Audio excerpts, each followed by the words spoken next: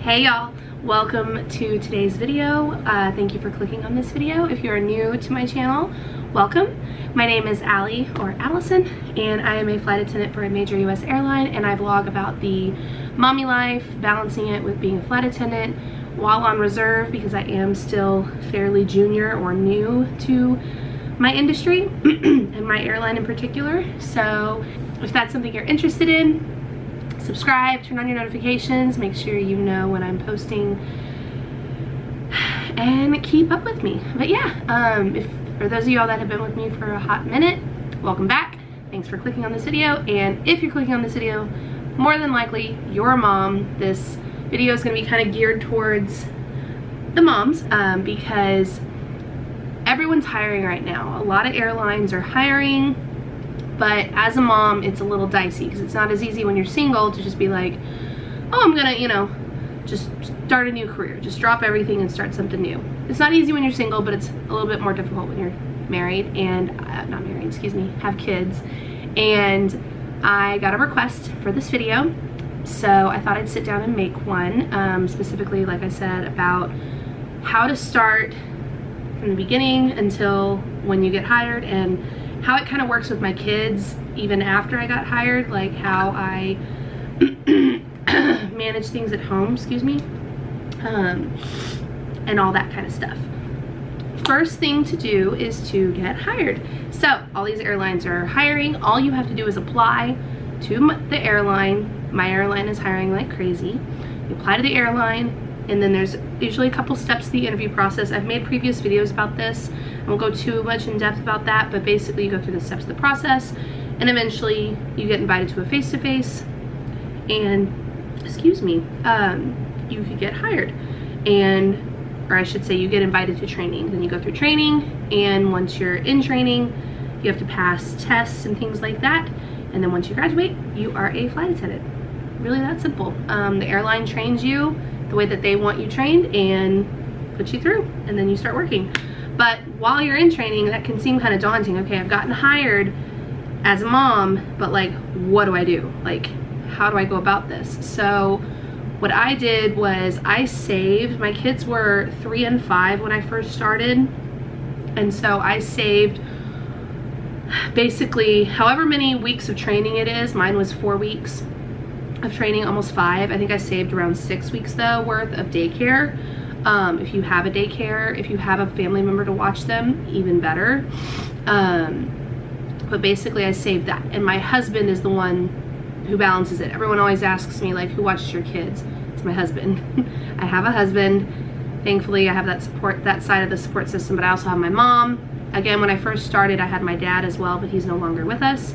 So now it's just my mom and my husband primarily, and then a few other people here and there as needed. So that's how it was when I started.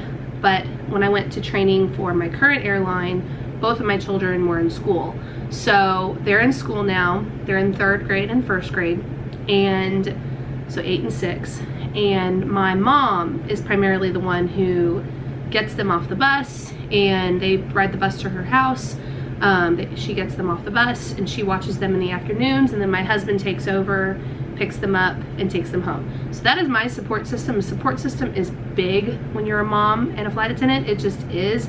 I also commute, which makes things a little bit difficult, because when I'm gone, I'm gone. Like, I am not home when I'm on call or anything like that. I am not here. I live close to Houston, in a very small town, and I have to commute to Dallas. So if I'm on call for 6 days, I'm in Dallas. I'm not in Houston. So that can be kind of hard. If you live in base, which means that you live where you're based, because I'm based in, if I lived in Dallas, I'd probably be home more, because there's some days where I don't get called when I am on call. So there is that to consider. If you can live in base, that's everything. I'm secretly hoping that one day my airline opens a Houston base. Really crossing my fingers hard on that one, but for now I'm okay with being a commuter. We don't want to move, you know, that close to Dallas, so I'm fine where I'm at, but that makes things a little harder too, because when I'm gone, I am gone. So that is primarily who watches them, takes care of them while I'm gone. Sometimes, because my kids are in school, like right now parent-teacher conferences are going on, and I'm having to do parent-teacher conferences around my schedule. So like, I think last year I did a parent-teacher conference on a layover when I knew I was going to be somewhere, and I just kind of set it for a certain time and it worked out to where I didn't miss the meeting. This year I think I scheduled them on my days off, but like, for example, I'll kind of give you a rundown of like a normal week kind of thing, especially when I'm gone for like 6 days at a time, which is the most that I'm usually gone for. So I left on the 7th of October, and mind you also, we have different reserve schedules, and depending on the airline, it can make it a little more feasible for you as far as commuting goes, if you do commute, or if you do choose to commute, or just in general. But my on-call time is from 2 p.m. to midnight. I can get to Dallas in 3.5 hours from where I live. So what I usually do, since it was a Thursday, the 7th of October, I drove up that morning. I dropped my kids off at school, dropped car seats off with everyone, and then started driving around 9:30 and got into Dallas around 12:30, 1 o'clock-ish. And then I usually like to go grocery shopping and get my food for the week, so I'm not spending so much in food, and just get my week going.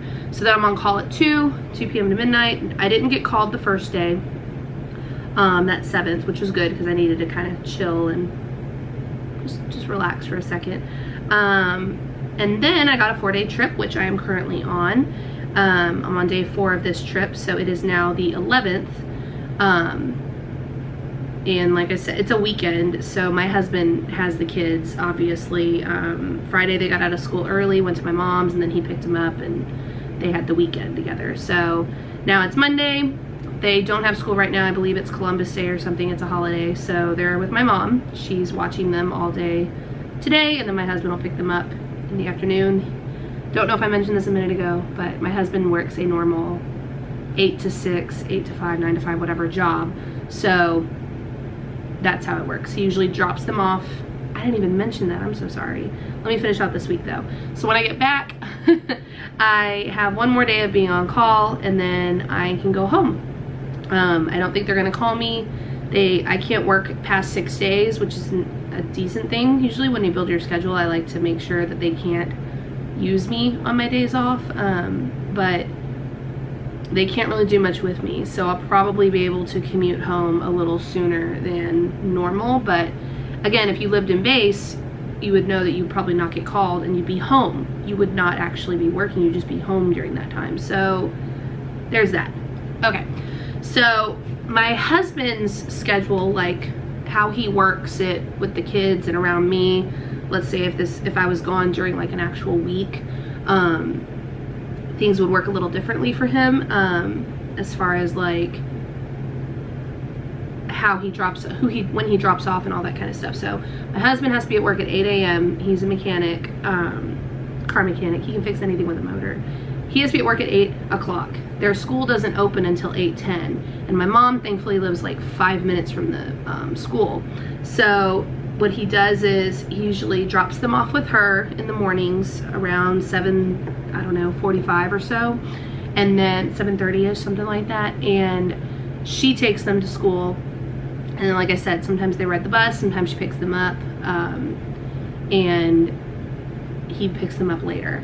My daughter's in cheer, my son's in football. My daughter does competitive cheer, and she takes them where they need to go if my husband's not available, because most of the time they do start around the time he's getting off, or like an hour or so before.